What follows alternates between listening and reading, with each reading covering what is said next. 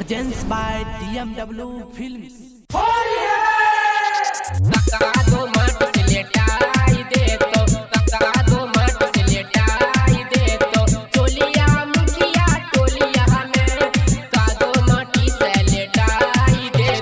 सब छौड़ा से बचे के रही है ये छौड़ी होलिया में।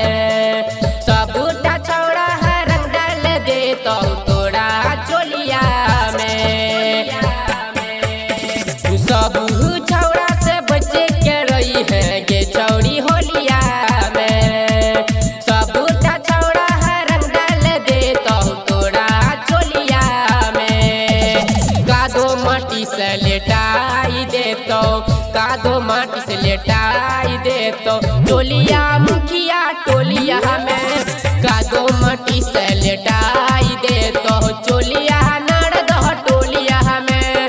कादो माटी से लेटाई दे तो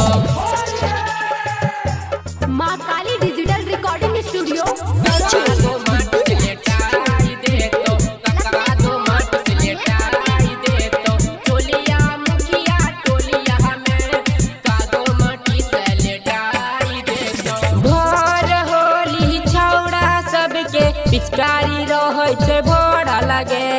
हमरा टोला वाला के सुने तोरे पर हो नजरी घोड़ा लगे। तोरे पर हो नजरी घोड़ा लगे।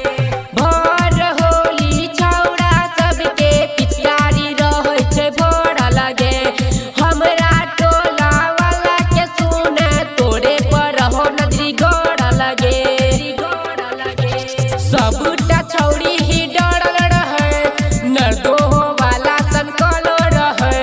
सबटा छौड़ा है डरल रहे नरदो वाला संकलो रहे।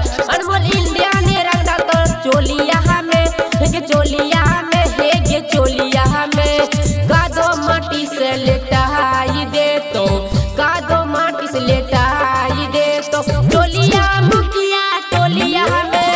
कादो माटी से लेटाई दे तो चोलिया मुखिया टोलिया में। कादो माटी से लेटाई दे तो माँ काली डिजिटल रिकॉर्डिंग स्टूडियो सरौनी। कादो माटी से लेटाई दे तो कादो माटी से लेटाई दे तो चोलिया मुखिया टोलिया में। कादो माटी से लेटाई दे तो सचित संगम मुखिया बसती दोनों है बदनाम गे। छौड़ा सब कहो आगे देखल जते न जाम गे। देखल जते न जाम गे। सचित संगम मुखिया बसती दोनों है बदनाम गे। छौड़ा सब कहो आगे देखल जते न जाम गे। राइटर दीपक दीवाना तो सचित संगम रंग उड़ैतो। राइटर दीपक दीवाना तो सचित संगम रंग उड़ैतो। अमित बिहारी बटे तो मीठा बोलिया में हे बोलिया में हे बोलिया में। कादो माटी से लेटाई दे तो कादो माटी से लेटाई दे तो टोलिया मुखिया टोलिया में। कादो माटी से लेटाई दे तो चोलिया मुखिया टोलिया में। कादो माटी से लेटाई दे तो माँ काली डिजिटल रिकॉर्डिंग स्टूडियो सरौनी।